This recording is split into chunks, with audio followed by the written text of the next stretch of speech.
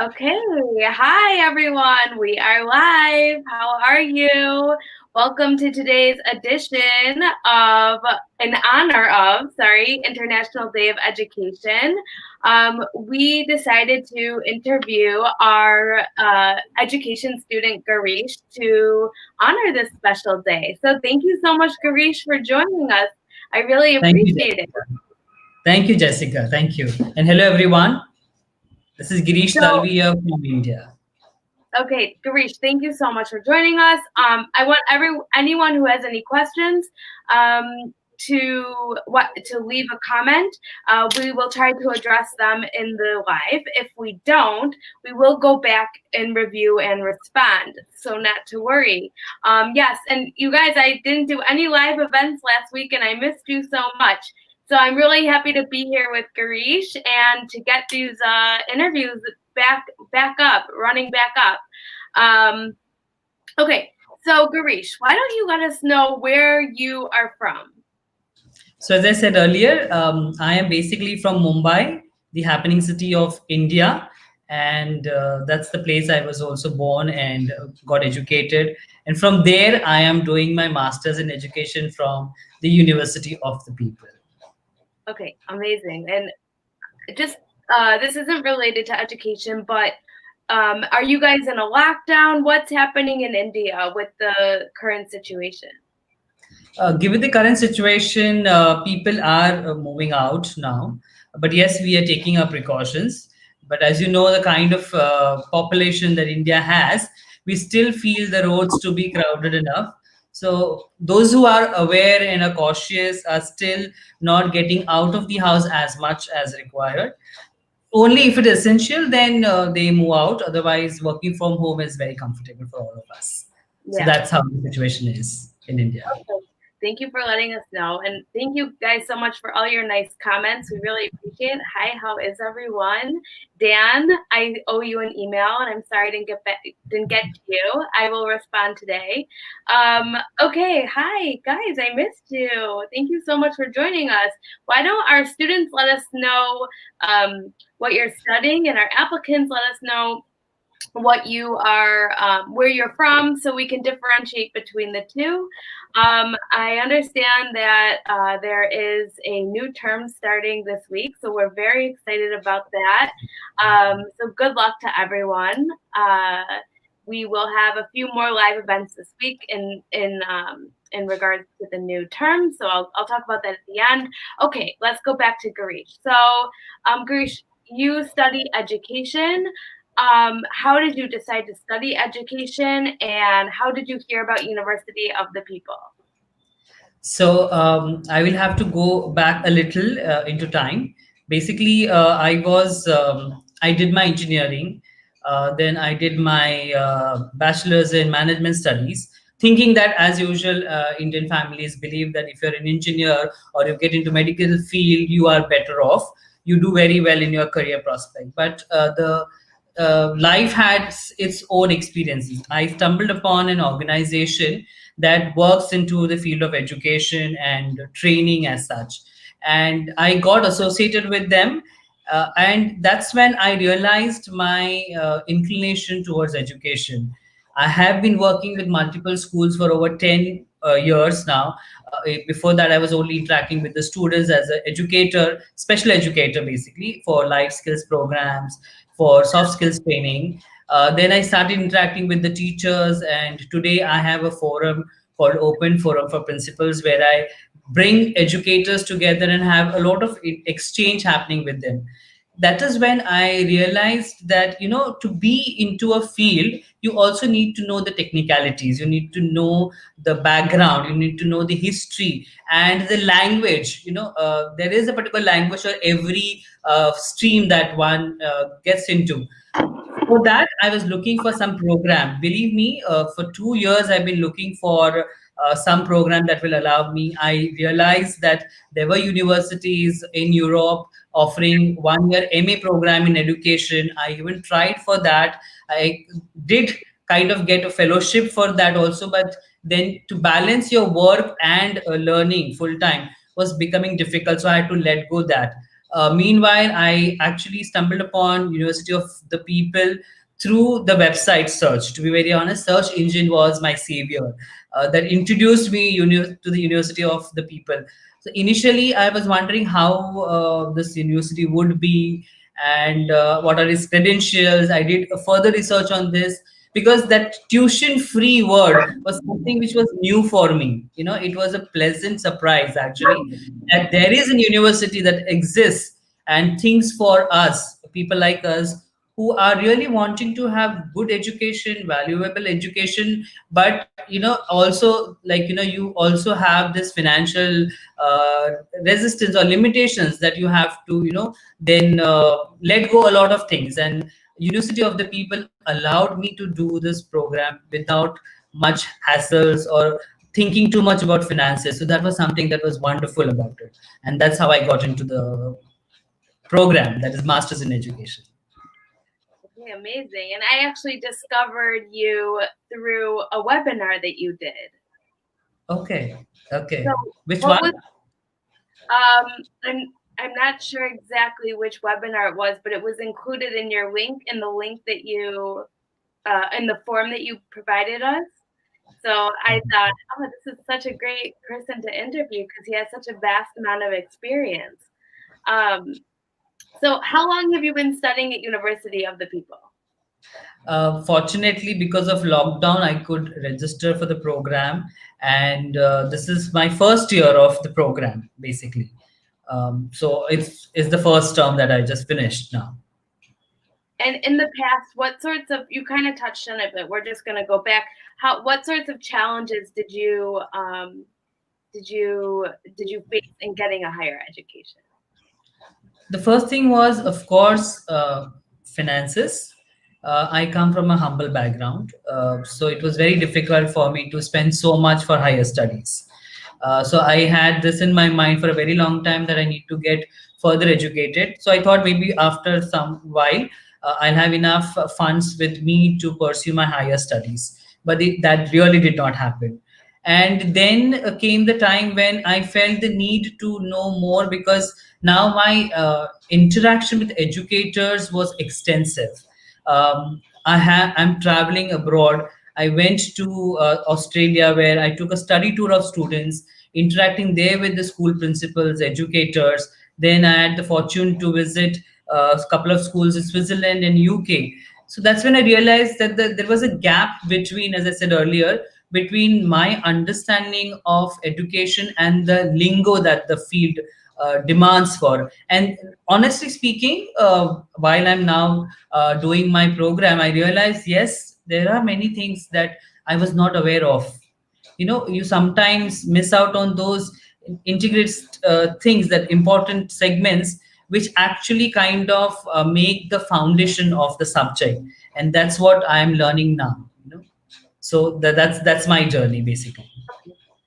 That's really interesting. And you know what do you plan on doing? I know it's in the future, but do you have plans on what you want to do after you graduate?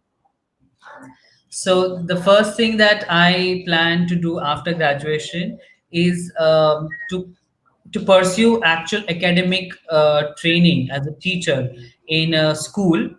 But to be very honest, that's a short-term goal that I have, just to have hands-on experience on a day-to-day basis, functioning in a school environment. That, and my previous experience of interacting with schools across India as well as outside, and a regular interaction with the educators, I'm going to use this learning and the experience through this learning into devising events, activities, or programs that are more viable and functionable for teachers specifically, because I feel the need that our teacher community needs a lot of support system, which even today is somewhere lacking in terms of resources. And that is what I want to build upon. So that's my whole long term goal basically. And then of course I do a lot of CSR projects for corporates, which are again related to women empowerment and education. So I think this learning will also help me to make it more beneficial for these beneficiaries. So that's my whole plan of doing this program, activity after doing this program. Rather. Okay, amazing. And so you're obviously very busy. You have a job, you go to school. Of How course. do you manage your studies and your lifestyle? Uh, uh, Actually, I would like to say that it has been really a challenge because I'm not so much of an avid reader. After 4 pages, it's kind of I feel sleepy. That's been my trait. But yes, my learning style has been more about interaction, more about experiences, more about dialogues, one-to-one dialogues with my faculty members or my peers or my mentors as such. But here, something that I've developed through this program is the reading skills. You have to read. That is something that is very very crucial, because without that you cannot complete each stage of the learning. The program is so well designed that you better read, and only then you'll be able to answer those assignments. You'll be able to participate into the discussions and work on the portfolio activities also. So in a way it has allowed me to be a better reader. The other offshoot is the assignments. To be very honest, that equally has helped me to be a very good writer. Yes, I'm not an excellent writer, but today I can say I can put my thoughts more constructively and write them very well, all thanks to these assignments. It's been a journey of over 4 months, but it's been fantastic. No, not 4 months, sorry, 6 months. 6 months, but that has allowed me to learn these skill sets, which somewhere I kind of had put it aside, but now compulsion has made it kind of be a part of my lifestyle. And as far as work is concerned, it is very difficult to juggle between work and your studies. So you really have to stay awake for a longer time. So sometimes only sleeping for 5 hours, sometimes sleeping for 4 hours, sometimes asking somebody else to read for you, and while you are just kind of lying down. That those are exercises I have done. I have troubled my spouse very much for that. She's been kind enough to help me to do that and also take care of my requirements. Fortunately, because of lockdown, work from home is what we are following, so it was easier. But the other challenge, because I'm also into training, so to prepare my own training modules was also equally important, and this program has kind of become a support system for me, because I was taking these learnings into my training programs when I was interacting with the children or teachers, or even for that matter corporate. The language that I was talking to them had a lot of impression of this learning, so that way it helped me. But yes, it is very taxing, and the most taxing thing is when you have to work in a group activity. Yeah. It is very challenging, very interesting, but you have to do it if you want to earn this degree. And what are That's some of your, you touched on it before, but I just want to go back. What are some of your career aspirations in the education field? career aspirations as such, because I'm already into education. I'm already actively working with schools. I have formed a forum for principals through my institution. I think that is what I want to grow further. Right now we are at a local level. We want to make it more global. That's the aspiration that I have through this program. Okay, amazing. And what are your thoughts on how University of the People is revolutionizing this education like space? It is revolutionary, of course, because to make it so comfortable for all of us across the globe to access learning itself is a huge task. There are a number of websites that offer you programs, but the speciality of, I think, this university is it has really handpicked experts from the field.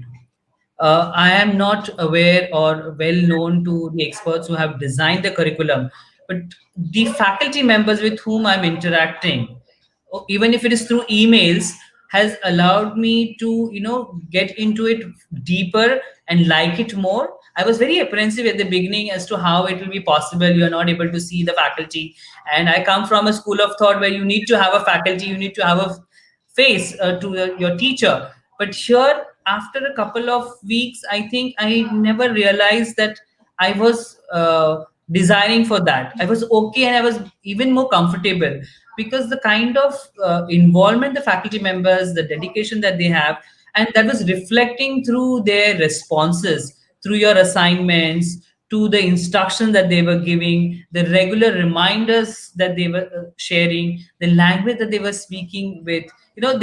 I had Dr. Nick Sanders, who was my first faculty for the first paper. He was apparently very strict, but believe me, he is the one who's allowed me to be more geared up and ready for learning this program. Initially it was like, I'm not going to be able to do this, it's very very difficult. But the way he motivated, while he corrected very strictly whatever mistakes we were doing, he was also providing me resources, additional resources, individually. So that kind of motivated me. And there was a nice balance with my other faculty, Dr. Amanda Nugent, who was equally like a motherly figure. Honestly, again, I've not seen her, but the approach itself is so warm. So that's what is learning, right? Masters in education, I think this is what we have to learn: how to be approachable, and motivate our students to learn. And this is exactly what I am loving about this university. The way they have identified the faculty members and the dedication that the faculty members have is commendable. That's something that is great about UOP people. Okay, amazing. Well, thank you so much for sharing. Thank you. That was my last question. I also know it's a little late in India, so I don't want to keep you too much longer, and it's a Sunday. So I want to thank you so much for your time. This was such a wonderful Thank you. interview, Garish. Thank you so much. And what an honor to interview you on International Day of Education. So, wishing everyone a great International Day of Education wherever in the world you are. Um, and yeah, we have another live event tomorrow with Life After Graduation featuring Alex. He studied business administration with us, so that'll be a great interview. And then on the day of the first term, I'll have another live interview with Kelly Pozinski, our Director of Program Advising, where we will answer any questions you might have about the term. So, Garish, thank you so much for joining us. And here's Alex. Alex, we'll see you tomorrow. He had a comment. So thank you, Alex. And Garish, thank you so much once again. Thank you, Jessica, for the opportunity. It is my pleasure to share my experience, because I want more and more people to know about this university, to enroll themselves and avail this facility. It's a pleasant experience, believe me. It is a wonderful experience. And you really learn. Even if it is virtual, online, you really learn from this design of the program. So thank you once again, Jessica, and the people of University of People for giving this opportunity. It's a pleasure to talk to you. Thank you, Garish. And by the way, if you are interested in applying to University of the People, I did include a link in the description of this event that you can, where you can apply. You can just copy and paste it into your browser. And if you have any questions, you can contact us on social media, or you can email admissions@uopeople.edu. There's really so many ways you can get in touch with us. But you will get an answer if you reach out to us, I promise. So thank you so much, Garish. Thank you everyone for joining, and I hope everyone has a great Sunday, and an even better week. So thank you so much. Thank you. Bye. Bye.